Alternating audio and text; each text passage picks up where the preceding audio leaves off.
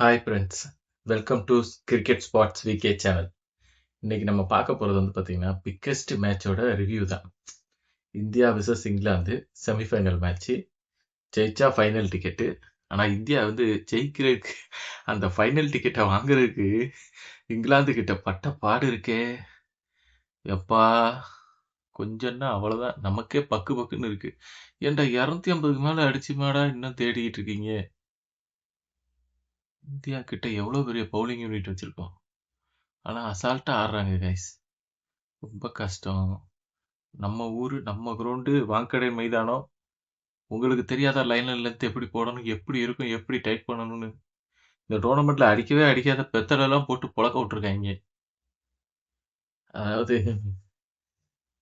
எனக்கு என்னமோ நம்ம போராடி ஜெயிச்ச மாதிரியே தெரியல. ஏதோ அவங்க சரி ரொம்ப கதற, சரி ஜெயிச்சுட்டு போ, ஆமா 250 மேல அடிச்சு நீ தோக்குறன்னா உனக்கே கஷ்டமா தான் இருக்கும், பாவப்பட்டு விடுறேன் அப்படிங்கிற மாதிரி தான் நடந்துச்சு. உண்மையிலே பும்ராவும் ஹர்திக் பாண்டியாவோட 19th ஓவர் இல்லைன்னா ரொம்ப கஷ்டம்தான். இந்த மேட்சோட இம்பார்ட்டன்ஸான கீ பாயிண்ட்ஸ் பெஸ்ட் பார்க்கும்போது சஞ்சு சாம்சனோட பெஸ்ட் இன்னிங்ஸ், ஒரு 89 ரன்ஸ், தரமான பேட்டிங்கை கொடுத்தாப்புல, சூப்பர். அடுத்து எல்லாருமே பக்காவா கேமியோ ஆடினாங்க. அந்த 250 மேல அடிக்கணுங்கிற அந்த டார்கெட்டை கரெக்டா வச்சாங்க. இல்லைன்னா ரொம்ப கஷ்டம் கைஸ். 230 போதும்னு நினைச்சிருந்தானா நேரப்பா அவன் வின் அடிச்சிருப்பான். அடிச்சதுனாலதான் நம்ம தப்பிச்சோம்.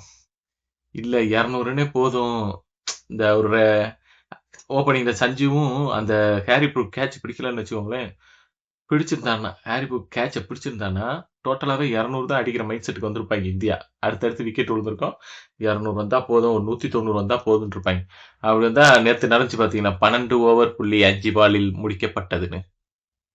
இன்னைக்கு 14 ஓவர்ல மேட்சை முடிச்சு அனுப்பியிருப்பாங்க. உண்மையிலே இங்கிலாந்தோட தைரியத்தை பாராட்டலாம். 250 மேல இருக்கு, எப்படி அடிக்க முடியாது, நம்ம என்ன பண்றதுன்னு அப்படிலாம் யோசிக்காம தில்லுக்கு துட்டு பேட்டிங் ஆனாங்க. அவங்களோட பெர்ஃபார்மன்ஸ் சும்மா டாப் நாச்சு. ஜாக்கப் பெத்தர், அவருக்கு ஒரு கும்பிடு. ஆர்சிபி டீம் என்ஜாய் பண்ணட்டும். சரியான பேட்டிங், சும்மா கான்பிடண்டா ஆடுறாரு ஜாக்கப் பெத்தல். சரியான பேட்டிங். அவர் அடிச்ச அடி ஒன்றும் இந்தியன் ஃபேன்ஸுக்குலாம் இடி மாதிரி இருந்துச்சு. அந்த கிரவுண்ட்ல மேட்ச் பாக்குறவனே மிரட்டான். ஓ, இந்த கிரவுண்ட்ல 300 அடிக்க வேண்டிய கிரவுண்டோ, நம்ம ஆளுங்க தான் 50 ரன் சாப்பிட்டோங்கிற மாதிரி யோசனை ஆயிப்போச்சு அடிச்ச அடிக்கு. ஒன்றும் இல்லை கைஸ், வருண் ஒரு ஹார்ட்ரிக் சிக்ஸ் அடிச்சார்.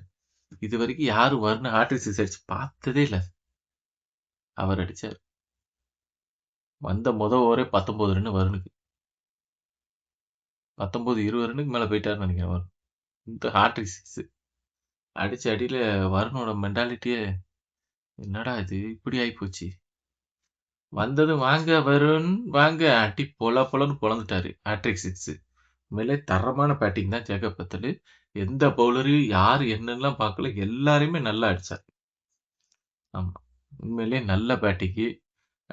நல்ல பாராட்டக்கூடிய பிளேயர்ல ஜேக்கப் பத்தல், சஞ்சு சாம்சனு, ஹர்திக் பாண்டியாவோட ஸ்பெல்லு. அவர் ஆடின கடைசி ஆடின 2 சிக்ஸ் குருசியலா அடிச்சாரு. 19 ஓவர்ல எப்படி போடுவாரோன்னு நினைச்சோம், ஆனா நல்லா போட்டாரு. ஒரு சிக்ஸ் போனாலும் அடுத்து கண்ட்ரோல் பண்ணி விக்கெட் எடுத்து கப்புன்னு அமுக்கிட்டாரு. இல்லைன்னா மாட்டியிருப்போம் அவர் போயிருந்தாருன்னா.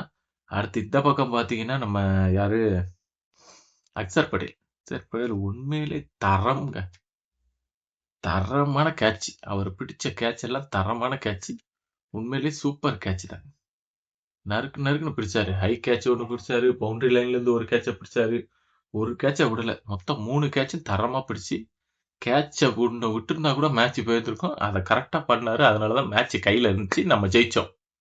கேட்ச் மிஸ் ஆயிருந்துச்சுன்னா முடிஞ்சிச்சு நம்ம கதை. அது போக பாத்தீங்கன்னா உண்மையிலே சிவம் டுவே வேமா கொண்டு வந்தது ஒரு நல்ல மூவ் தான்.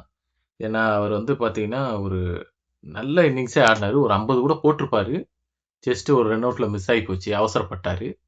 ஆனா சரியான பேட்டிங்கு. ஆதில் ரசீதுக்கு எதுக்கு அவரை கூட்டு கரெக்டா அவர் ஓரையும் அடிச்சிட்டாரு. எக்கனாமிக்குங்கிறது பேரை எழுத முடியல இங்கிலாந்து பவுலர் மேல, அதை கரெக்டா செஞ்சிட்டாரு. திலக் வர்மா ஒரு நல்ல கேமியோ ஆடினாரு. எல்லா பிளேயருமே நல்லா ஆடினாங்க. பவுலிங்கை பொறுத்த வரைக்கும் இவங்க 2 பேர் தான். அது போக அசரத் சிங் ஒரு ஓவர் கொஞ்சம் டீசெண்டா போட்டாரு. இருந்தாலும் லாஸ்ட் 2 பால்ல அடி விழுந்துருச்சு அவர் ஓவர். இவ்வளவு பெரிய டார்கெட்டை ஒவ்வொரு ஓவரும் கரெக்டா 14 ரன் 13 ரன் பெல்ஜாக்லாம் நின்று இருந்தாருன்னா முடிச்சு கொடுத்துருப்பாரு போலுக்கு. எப்படியோ அங்கிட்டு இங்கிட்டுன்னு போட்டு கையில காலில் உழுந்து குட்டிக்காரன் அடிக்காம குறைதான் விட்டா குட்டிக்காரன் கிரவுண்ட்லயே குட்டிக்காரன் அடிச்சு வித்தா காட்டியா ஜெயிச்சிருப்போம் போலுக்கு. அந்த மாதிரிதான் ஆச்சு. என்ன சொல்லுன்னே தெரியல. வருண் என்ன பண்ணன்னு தெரியல. இல்ல வருணை உட்கார வச்சுட்டு குளித்து போய் அதை ஆடுங்க. எல்லாரும் வருணுக்கு ரெடி ஆயிட்டாங்க. புரியுதா? பேப்பரை போட்டு ரெடி பண்ணிட்டாங்க. தம்பி இப்படி போடுவாப்ல அப்படி அடிக்கணும். ரெடி அப்படிங்காங்க. அதனால ஸ்ட்ரெயிட்டா வந்து என்ன பண்ணா வருணை உட்கார வச்சிருங்க. ஒன்றும் பிரச்சனை இல்லை. குளிதீப்பை இறக்குங்க. சரியா பாத்துக்கலாம். ஆமா வருண் ஆடுவாருன்னு தான் அவங்க பிளான் போட்டு வச்சிருப்பாங்க நியூசிலாந்துக்காரங்க. வருண் இல்லைன்னொன்னையுமே குளிதீப்புங்கப்ப அந்த டயத்துல மேட்ச் டயத்துல அவங்க கொஞ்சம் சர்ப்ரைஸ் ஆவாங்க. அதையாவது பண்ணுங்க. இருந்தாலும் வருண் தான் நம்பர் 1 பவுலரு. ஆனா இந்தியாவோட பவுலிங் யூனிட் ரொம்ப ஈஸியா தான் இருக்கு. அகமதாபாத் கிரவுண்ட்ல வந்து நியூசிலாந்துக்காரங்க பொழக்கத்தான் போறாங்கங்கிறது கிளியரா தெரியுது. சரியா? யாரெல்லாம் இந்த மேட்ச் லைவ் பாத்தீங்க? மறக்காம கமெண்ட் பண்ணுங்க. சரியா? எந்த பிளேயரோட பெர்ஃபார்மன்ஸ் பெஸ்டா இருந்துச்சுன்னு சொல்லுங்க. நம்ம கமெண்ட்ஸ்ல கூட அபிஷேக் சர்மா நல்லா பண்ணுவாருன்னாரு. பட் அபிஷேக் சர்மா அடிக்கவே இல்ல. என்னன்னு தெரியல கைஸ். அபிஷேக் சர்மாக்கு ஃபார்ம் இருக்கா இல்லையா? ஏன் ஒரு ஆஃப் ஸ்பின்னரு, அதாவது என்ன சொல்லணும்னா ஒரு கல்லி கிரிக்கெட், லோக்கல் கிரிக்கெட்ல ஒரு ஆஃப் ஸ்பின்னரை கூட்டு போய் அங்க போட விட்டா கூட அவர் அவுட் ஆவார் போலுக்கு. அந்த மாதிரி தான் ஆடுறாரு. அப்படித்தான் ஆடுறாருங்க. பேர்ல ஆஃப் ஸ்பின்னர்னு பேர் எழுதிட்டு ஒருத்தர் வந்து சும்மா பந்து போட்டா கூட அவுட் ஆயிடுவார் போலுக்கு. அந்த மாதிரி தான் இருக்கு. பிராக்டிக்ஸ்ல ஆஃப் ஸ்பின்னருக்கு பந்து பேட்டிங் ஆடுறாரா என்னன்னு தெரிய மாட்டேங்குது. ஓப்பன் கிரவுண்ட்ல அவரை ஆட விட்டு டெஸ்ட் பண்ணுங்க. இன்னும் ஃபைனல்ல சஞ்சு அடிக்கல, அபிஷேக் அடிக்கலன்னா அவ்வளவுதான். ஏன்னா நம்ம ஆளுங்க பவுலிங் யூனிட் 200க்கு மேல கொடுக்கறதுக்கு ரெடி ஆயிட்டாங்க. பேட்டிங் 200க்கு மேல அடிச்சா தான் ஜெயிக்க முடியும். நியூசிலாந்து அடிக்கிற ஓப்பனிங் அடிக்கிற அடியை பார்த்தா அவ்வளவுதான், அள்ளு விட்டுரும். சரியா? உண்மையிலே இந்த மேட்ச் சூப்பரா இருந்துச்சு. 2 டீமுமே நல்லா ஃபைட் பண்ணாங்க. ஒரு செம்ம த்ரில்லர் மேட்ச் தான் இன்னைக்கு. India vs England match. ஆமா, இந்த மேட்ச் லைவ் பார்த்தவங்க எல்லாருமே கமெண்ட் பண்ணுங்க. Next India vs New Zealand final மேட்ச்சுக்கு எல்லாரும் ரெடி ஆயிக்கோங்க. அடுத்து ஃப்ரீ அனாலிசிஸ் எல்லாமே வரும். இதுக்கப்புறம் வந்து பெஸ்ட் மூமெண்ட் எல்லாமே அடுத்த வீடியோல நான் போடுறேன். லைக் அண்ட் சப்ஸ்கிரைப் பண்ணிக்கோங்க ஃப்ரெண்ட்ஸ். மறக்காம வீடியோ பிடிச்சிருந்துச்சுன்னா லைக் அண்ட் சப்ஸ்கிரைப் மறக்காம பண்ணிடுங்க ஃப்ரெண்ட்ஸ்.